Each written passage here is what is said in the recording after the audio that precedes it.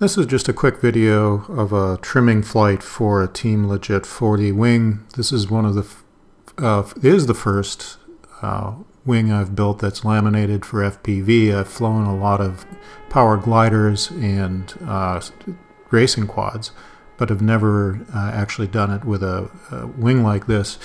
It's got a fair amount of up trim here. I've got it trimmed down forward full on the trim tabs on my Frsky Tyrannus, but that still wasn't quite enough. Also, there's a fair pitch up from the motor, which is a Emax 2816, I believe, with a APC 6x4 prop.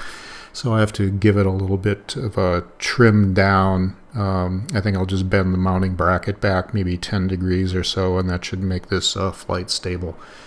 It was a little bouncy up there, and the other problem was I had lost my diversity receiver yesterday, and have a standard receiver here, but with a 5-turn video aerial systems helical antenna, so it's got fairly narrow beam width. I had to keep turning around and pointing myself at wherever I thought the plane was, and about halfway through this video I started to lose track of where I was and was turning the wrong direction.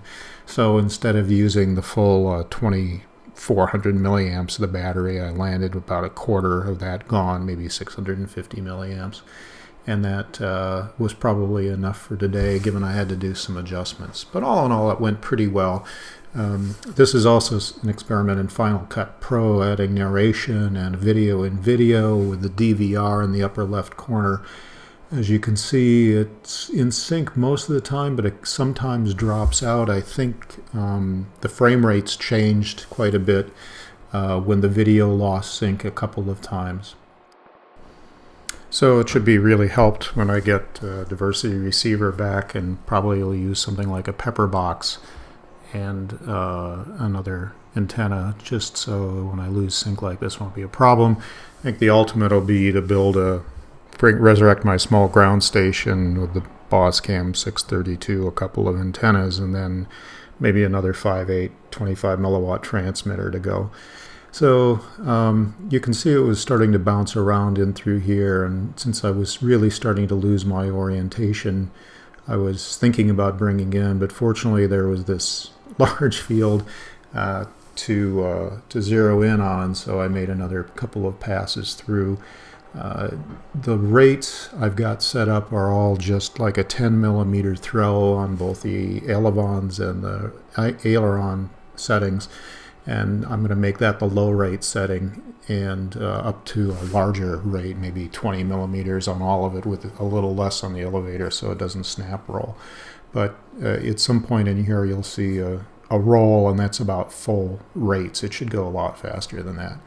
Most of this, like I said, is right through here. I'm probably about half throttle, slightly less. I did a couple of runs where it was at full speed, but I really can't take advantage of it. I'm only running a 6x4 prop, and so I think I'll try substituting the 6.6 prop or 8x6 prop in when I get a chance. There you can see that roll. That was fairly anemic. It should be able to do at least twice that rate, so higher rate throws will be able to take care of that fairly well.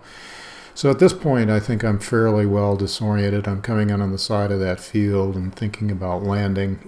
You can see sort of where I am there on the top of that ridge, so I circle back out to set up a sloppy base to final turn and cut the power here at the last minute and let it glide in.